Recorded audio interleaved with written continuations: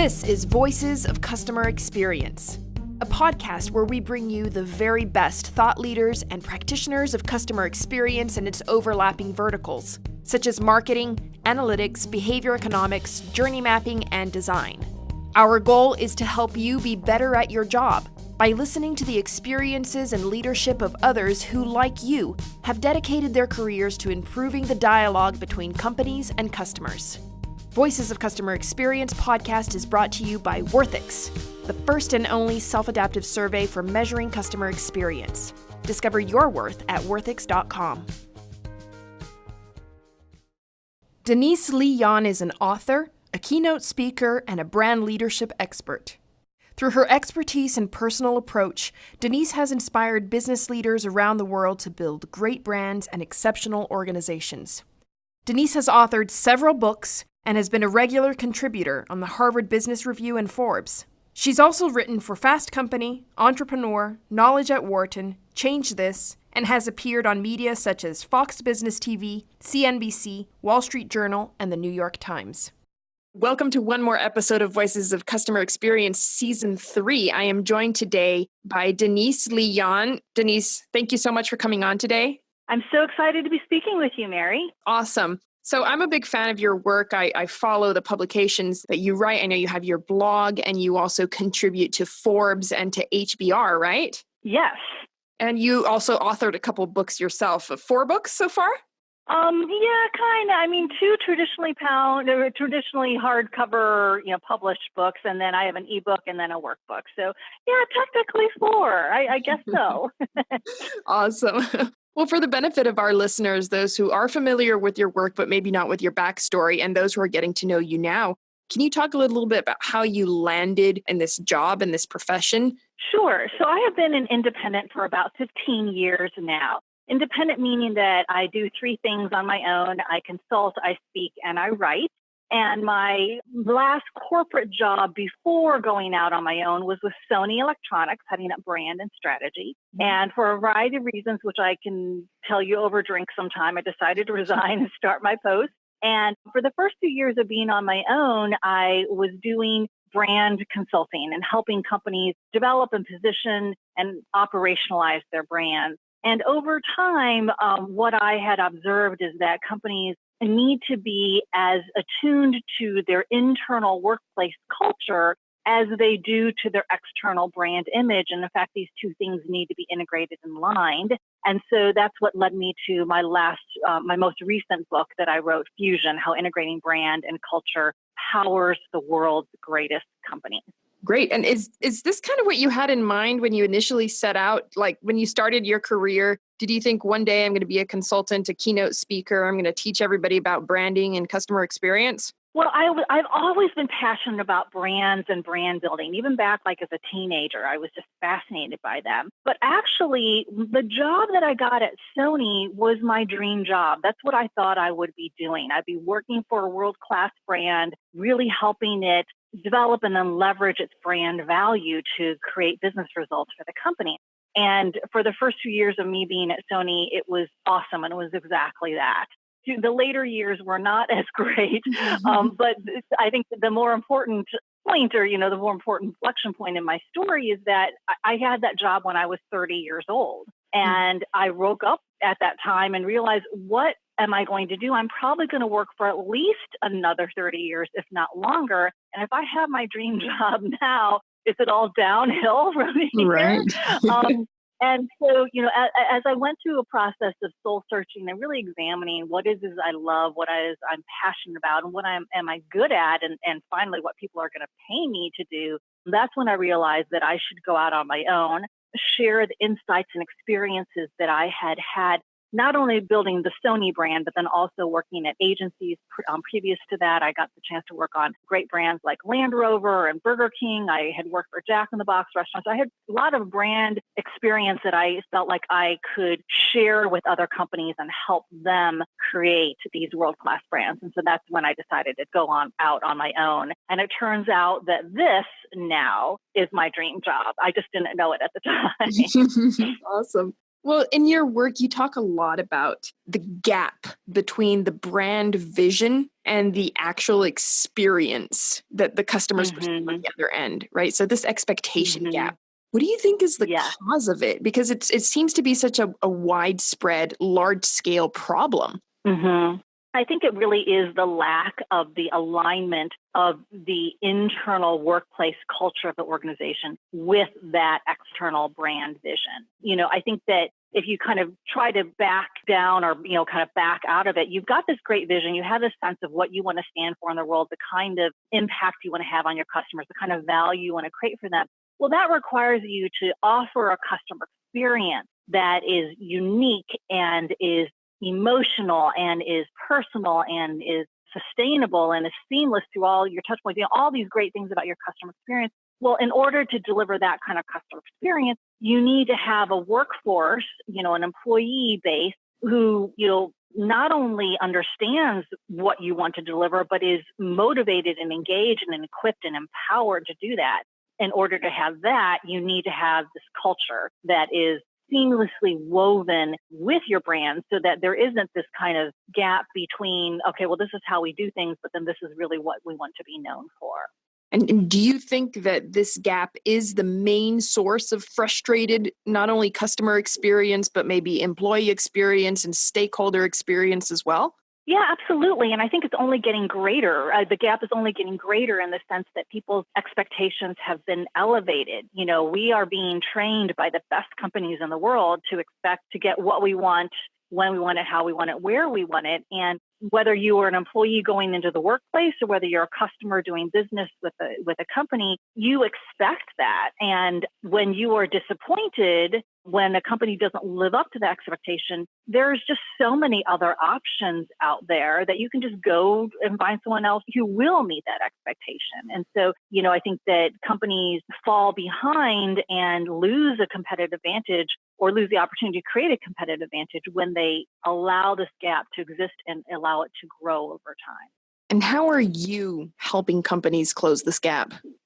Well, a lot of what I do is share my insights, share the actions and strategies that I have found either in my own personal work or in the research I've done to help companies close the gap. And so, for example, in my most recent book, Fusion, what I lay out is 5 steps, 5 strategies that company leaders can take to align their company culture with their brand identity. And it's a lot of hard work. And, the book is quite in depth and there are definitely steps and stages and processes and methodologies that you have to go through. But it's possible because, we look at the greatest brands in the world, whether it's the brands we've always admired like Apple and Starbucks and Nike, or whether it's kind of the new brands that are disrupting the world as we know it, like, Amazon or Salesforce or Airbnb. They do this. They probably do it very intuitively and naturally, and they don't call it brand culture fusion, but that's what they're doing. And so it's possible. You just need to know how to do it. And so a lot of the writing and mostly the keynote engagements that I give are all in service of helping business leaders understand how to do that. Well, I'm going to ask you something, and I kind of already know the answer, but, for the benefit of the listeners, let's say, do you think it's possible to kind of learn how to become that kind of company, and not being a company that's actually born customer centric or born with customer experience at their heart and soul, like some of the ones that you mentioned? So you do believe that it's possible to become a customer centric organization? Yes. Now, I think it is always easier when you have when you start up from that mentality, or you have a real charismatic, visionary leader who kind of leads the organization to that.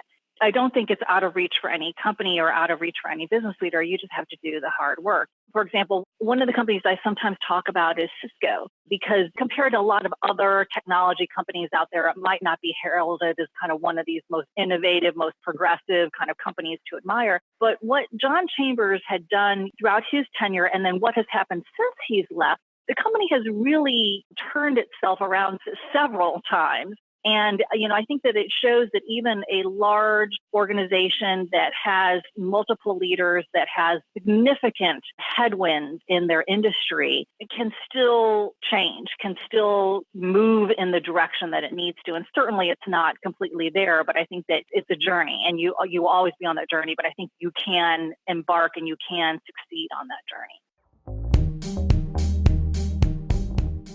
Imagine being able to pinpoint precisely why your customer chose you over your competition, or didn't.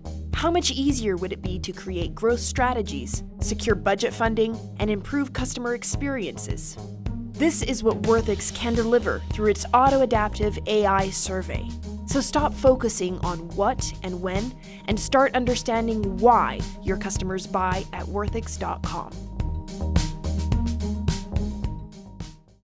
What do you think are some of the biggest challenges that you tend to see when working with, consulting with companies, especially with big brands? What are the most common problems? Well, the first, I think, will just kind of be this overarching problem of thinking that, not understanding that brand building starts inside. I think that most companies, when they are trying to build their brands, when they're trying to reposition their brands, when they're trying to, reinvigorate their brands, they will turn externally and think about, well, we need a new brand campaign, or we need a new logo, or we need to redo all of our marketing materials. And while those things are important and can definitely signal important service cues to signal important changes in your company, what you really need to do is start brand building inside. You really need to cultivate a brand-led culture inside your organization. And that's a lot harder. Quite frankly, it's pretty easy to change what you say about yourself. It's a lot harder to change yourself. And so I think the first common challenge is just understanding that the work needs to be done within your organization. Mm-hmm. And then I think that, there are a lot of misperceptions about company culture, just out there. I think a lot of the rhetoric that's out there either says that, well, culture just happens and you can't really affect it, so you might as well just kind of get used to the fact that your culture is just what it is, which is totally false. You can shape and influence your culture by creating the environment for your desired culture to thrive. But also, I think there's the misperception that there's one right kind of culture for every organization. And that is, this kind of friendly, fun, nice culture where everyone feels like family and managers treat their employees benevolently. And that's just wrong. A warm, friendly culture might be appropriate for one organization, but might completely backfire at another. I mean, Amazon probably is a good example of a company that has a culture that is very high performance, very demanding, very aggressive, very competitive. In fact, a few years ago, the New York Times wrote this whole expose about what they consider to be the poor working conditions and toxic culture of the organization. But there are certain kinds of people who thrive in that organization, and the culture of Amazon is what has enabled Amazon to grow so much and to have had so many successful innovations. And so to think that you just have to have one kind of culture is not right. You need to have a culture that sets your people up to produce the specific brand identity and the specific results that you're looking for. So that's another common challenge, is just kind of getting over some of these misperceptions of culture out there. Yeah, I can tell you that there's an abundance of it for sure. When I have people on the podcast, when I speak to people, especially folks who are, practitioners and working inside organizations, they're constantly dealing with that culture clash within organizations. Now, when it comes to a part of what you do, which is improving strategic decision makings within companies, I've also seen you talk a little bit about that and a way that you help companies focus their strategies towards becoming more in tune with the brand and closing that gap with the customer experience. So what are some of the ways that you do that? So, one of the strategies I talk about is, avoid selling your product. And I don't mean that, obviously, you want sales, but, the way that you create a valuable, sustainable relationship with your customers is not by pushing products on them. It is almost by seducing them, making an emotional appeal that really keys into their sense of identity, the identities they want to express to others, how they want to feel when they use your product. And so you need to avoid selling and make an emotional connection instead. And that's often difficult when you yourself, business leader, company founder, or whoever, are in love with your product because you just think that it's the best thing in the world. And so you're tempted to, I think, really try to promote all the features and functions and bells and whistles. And all of those things may be important, but they need to be tied to how you make people feel. Because at the end of the day, we are human beings. That's what we respond to. But even from just a business sense, practically any company could rip off what you do, in terms of creating a particular product, but very few can imitate how you make someone feel. And so that's really your competitive advantage. That's really how you create this customer bond that is unbreakable. I absolutely agree with you. I mean, I talk a lot about that here on this podcast. And, when I talk about it, I talk about, company bias and the bias that companies bring in, not only in designing their product and creating improvements, et cetera, but also the way they survey their clients. So, I mean, that's something that we talk about all the time, where when it comes time to listen to the feedback that your customers give you on whatever it is that you're putting out to the market, instead of just asking them what you think they want to talk about or what you think is important or what you want to find out about your brand, just listen. Sometimes just listening, hey, what do you want to talk about? Hey, what do you think we can improve? And having a more open-ended approach to questions and the way you receive feedback. Sometimes all of a sudden, the data that you're collecting improves significantly because now you've given your customers the opportunity to speak instead of limiting their responses. Yeah, I think that is so smart, Mary. And, if you truly want to become customer centric, how can you do that if you're the one who's always talking? It's like you need to listen and you need to dig deep and you need to be open. And to your point, what you do becomes infinitely more valuable once you understand what's important to your customers. Now, tell me, in the work that you do with companies in your consulting, do you recommend, is there a portion or a moment that you have them listen to their customers and do some sort of market research or data feedback or something to help listen to the voice of customer? Yes.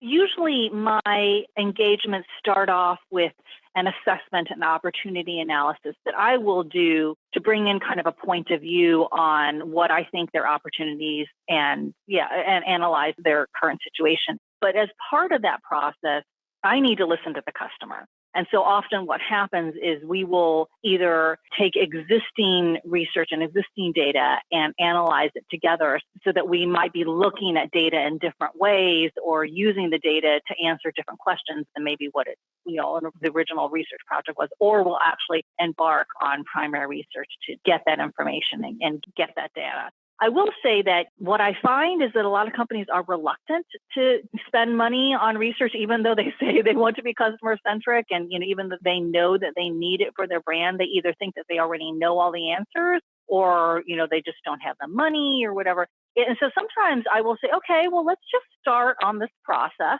and let's figure out how much we can do with the information we have. And it becomes pretty clear early on that they don't have all the answers. And it also becomes clear the dangers of just making stuff up or making assumptions, especially when you're talking about the customer experience. And there are so many dynamics, so many inputs and elements that affect the customer experience that if companies really haven't dug into that in the past, there are big holes in their understanding of what customers want and need. I recently did a keynote for a bank card for all of their clients. And one of their clients talked to me and said, we just underwent a big voice of customer initiative, and we were shocked at what we found out. He said that we thought we knew what was important to customers. And so we had been working really hard at those elements of the customer experience. But what we found when we did the voice of customer research is that we were working on totally the wrong thing. I think there's this statistic from Shankman that shows that 80% of business leaders think that they provide this superior customer experience, but only 8% of customers agree. And that gap of 80% to 8% doesn't exist because business leaders aren't concerned about customer experience or aren't working on customer experience. I think it's just because they're working on the wrong things. And until you really ask your customer and really do the deep digging, you won't really know what's important to them. Absolutely. I mean, it is the heart and soul. If you don't know what it is that's driving your customers to make their decisions, if you don't understand the motivators behind what they're doing, then how can you possibly understand how to cater better to their needs? And how can you possibly provide them with a better experience, right? Absolutely. And I think that also a lot of times what you need to do is connect the dots in ways that other people haven't before. So a customer might not even be able to articulate what a particular need is, but if you get into their lives and get into what they're trying to do in enough depth, you can almost intuit like what do they really need, and that's when real innovation happens, because people will tell you what they're trying to do or what they need, and certainly you want to fulfill those expectations. But I think true innovation comes from like kind of seeing something where you're like, this is really what our customers want. They might not even know it, or they might not even know that it's possible to fill that need. But here we are going to do it. And so I think that's really the key, is to dig into what you're learning about customers and come up with new insights. That kind of goes along with that Steve Jobs quote that everybody kind of, I think in a sense, kind of misuses in different opportunities, where it's like the customer doesn't know what he wants. You have to show him. I think that is the misconception right there. It doesn't mean that you have to be deaf to what your customer is saying. It means that you have to understand them to a degree where you're able to predict what it is they'll need before they know it, right? Exactly. Yeah. So at Sony, the founder of the company was a tremendous gentleman, Akio Morita. And he was famous for having a quote very similar to what Steve Jobs said, just kind of like, we don't ask the customers what they want, we tell them, or something like that. And so people interpret that to mean that, you just do what you want to do as a company. But the truth is that Mr. Morita spent a lot of time observing customers. I remember reading stories about how he would you ride the subways in Tokyo and just watch what people were doing. And from that's where the Walkman was first discovered and developed, is, from him just kind of thinking about what do people really want. So you're absolutely right. It's not about, being deaf or kind of turning a blind eye, but actually looking deeper and looking more critically than other people do. And how would you suggest getting to know your customer to that degree? Through customer journey mapping? What are some ways that you think companies can use internally and create processes for truly understanding their customer needs? Well, in my first book, What Great Brands Do, I talk about using anthropologically based or anthropologically informed research methodologies, which do involve a lot more observation and a lot more research in situ with a customer. So there's definitely a place for, the standard online survey or, whatever poll, that you might take in order to get a pulse of what your customers are thinking. But I think the real insights come from actually getting into their lives. And I have a colleague who's an ethnographer, and he goes into people's kitchens and watches them prepare meals. He goes grocery shopping with them. He's there when the parents are packing lunches for their kids' school. And when you get into an observation mode and put yourself into your customer's shoes and into their lives, I think that's when real insight happens. And then, to your point, then you start mapping out a journey of all of these critical moments that people go through. What are they trying to do? What does success look like in each one of those moments? And then how do you design an experience that produces that success? If you're tired of empty metrics and KPIs that have little or no correlation to your bottom line, your ROI, and your growth, it might be time to try something better. Worthix tells you why your customers are choosing to buy from you or not. So don't wait until your business becomes the next Toys R Us. Change at the speed of the new market by knowing if your brand is worth it. Learn more at worthix.com. Do these steps come before developing the brand vision? Is that like a problem that sometimes happens where companies develop their vision before listening to their customer, and then when it comes time to implement it, they've kind of got it backwards and then they're stuck? This is an interesting debate or interesting area to talk about, because I've always been of the belief that you need to be customer informed but brand led, meaning that you need to be very informed by what the customer wants and needs and kind of all these insights we've just been talking about. But at the end of the day, your brand, you need to lead from that place of the impact you want to make in the world and kind of the purpose that you have behind you and the value that you're trying to create, the irreplaceable value that you're trying to create for people. And so to me, I think you have to have that clear sense of your identity first. But then once you are informed by the customer, then you create a customer experience that brings that identity to life or delivers on that identity to that customer. This customer-informed, brand-led approach is important because at the end of the day, if you take all your cues from your customer, if you have no sense of what you want to stand for in the world and all you're doing is listening to customers and trying to figure it out from there, I think you will be very rudderless, you will be directionless, you will not clearly stand for anything. And in this cluttered competitive marketplace, you need to have that clear identity and clear essence. I think you need to start from that point. But in terms of developing the customer experience that delivers on that identity or delivers on that essence or delivers on that purpose, that's where you need to be deeply informed by the customer. Does that make sense? Yes, and I'm actually smiling here because it actually got my mind running in a whole different direction. And I love it when that happens because it means that someone has given me a new piece of information that I hadn't previously processed, and it creates a whole new train of thought where you have Yay. What's the problem of too much listening to the customer? And it's a whole new set of problems and issues and stuff where companies are so customer led to a point where they're shooting in all directions and they're not actually aiming anywhere. That's a thing. Yeah, that's a great way to put it, Mary. It's like, yeah, you need to be aiming for something, right? Otherwise, you're going to end up not hitting anything. A bit of a moment here for me because I'm adding a whole new factor into the way I think about things. So that's where it's important to know your brand as well, or have a very firm positioning with the way that you present your brand to the world, to customers, so that there is a certain consistency involved. Yes, you have to have that point of view. And then from there is where you build out. So when we're talking about a company like Sony, which you've brought up, so it's a great one to mention, there has been a consistency coming from Sony. And at times it was great, other times not so great. There was a moment that Sony lost a lot of its market share, but eventually it picked back up and it has consistently been there over the years. Now, is there something that you can share about the way that Sony tries to listen to their consumers and how they adopt that knowledge into the development of their products?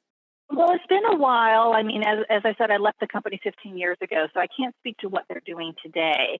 When I was with Sony, we did use these approaches.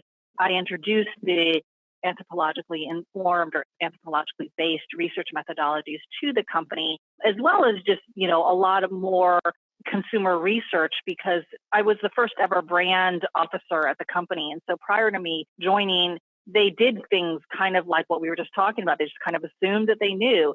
And for a while that worked, especially when the company was smaller and more focused, and when, Rita-san could come up with some great insight and his engineers could build this breakthrough product, and, the world clamored after it and paid for a premium price for it.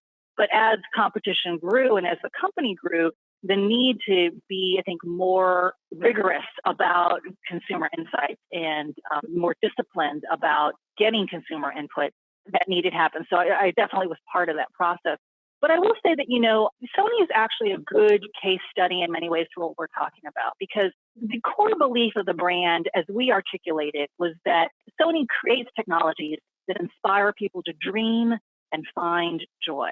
And that was this brand essence. And so for many years, what that looked like was developing these really cool devices, whether it was the Walkman or, then there was the really cool TVs and there was the really innovative digital cameras.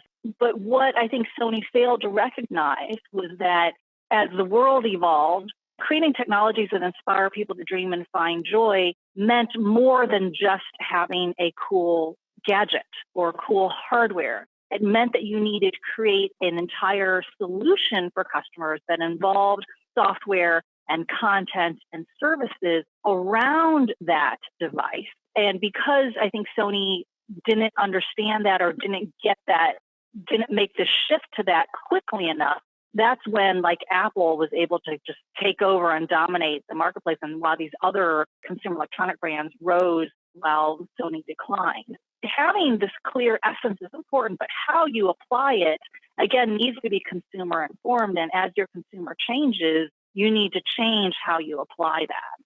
We talk about this a lot on the blog that we write, which is the Science Behind Decision blog, about how fragile companies are nowadays and how easy it is to get caught up in yourself or caught up in your processes or in the size of your organization. And before you know it, somebody pops up out of the blue and takes over your entire market. But there still are, Apple has been used as like a shining beacon in the market for so long with so many best practices. But this is a very interesting moment because at this exact moment, Apple's market share is actually decreasing for the first time in a while. Mm-hmm. And what we're seeing is Apple kind of losing that throne that it's been on for so long, which just shows how cyclical the market is. And that if you don't keep up or if somehow you misstep, it can even just be a small misstep. I think the general consensus is that they maybe got a little bit out of hand with their pricing. I'm not sure you can help me on that one. To a point where it was no longer worth it for people to buy the iPhone because it's so freaking expensive at this point. And it's so easy. The market is so commoditized to a point where the competition is really up there. Apple is no longer a product on its own. What's the secret here? How can you avoid this?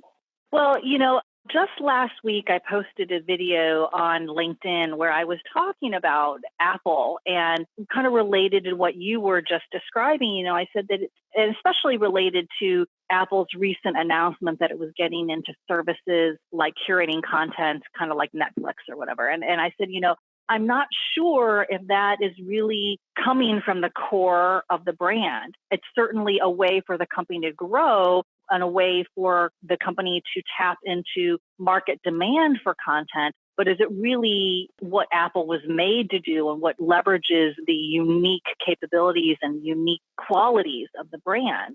It relates to what you're talking about because I think that, Apple has pivoted or has expanded into lots of different types of products and again is now expanding into different services. And I don't know if they're doing it the way that they should. Certainly, they're going to deliver this great experience. I mean, I have every confidence that Apple will do well in whatever they do. But is it really leveraging the uniqueness of the brand, which I kind of consider to be this like seamless, intuitive user interface and this kind of philosophy of challenging the status quo or, thinking different, as their campaign said several years ago. And when you lose sight of that core and you start doing things just because that's where the market is taking you, I think that's when you open up your brand to all these competitive threats and when your brand begins to lose the value and maybe to your point, lose the draw for people to pay more for it because it's just not as unique, it's not as special, it's not as emotional as it once was. Do you think Apple is falling into the best practices trap where they're like, oh, look, Amazon's successful at this, Netflix, Disney, everybody's doing it. I guess I have to do it too. I mean, it seems like a kind of a rookie mistake for a company like Apple. Believe me, I'm sure Tim Cook and the people who are leading Apple are brilliant and far smarter than I could ever hope to be. I wouldn't say that they are doing this without believing that it is strategically the right thing for the organization. And as I said, I mean, it's really where the growth is coming from now. We're getting to a point where smartphone penetration has flattened out. And like you said, there's a lot more competition. And so, its market share is, flattening or falling. And so it's like, how do you grow the company? Especially when you are a huge public company, you need to continue to grow. And so, this looks like the avenue for them to do it. I just don't know whether they're doing it the way that makes it Apple or whether it's going to be more of like a Me Too or a copycat or kind of always trying to keep up with everyone else as opposed to forging their own path, which is, I think, what Apple has done in the past. Right. Like you said with their campaign, it doesn't seem like they're thinking differently this time. It seems like they're thinking same. Yeah, absolutely. But, time will tell. We don't know. I've been surprised by Apple many times, so we'll see. Well, I'm an Apple user myself, so I do hope that they stick around a lot longer. But, it does lead me to maybe the final subject that I wanted to talk about. I read an article of yours where you're talking about Walmart and about how you don't think Walmart should just copycat Amazon because if they do that, it's not going to work out. Are we once again getting into the best practices thing where people are just copying the others and it proves disastrous for certain brands, whereas it worked for maybe the initial one? Yeah. So, that article I wrote about is that, Walmart has all of these great brick and mortar stores and the opportunity to interact in person with their customers, as well as to use that real estate for other things besides, retail.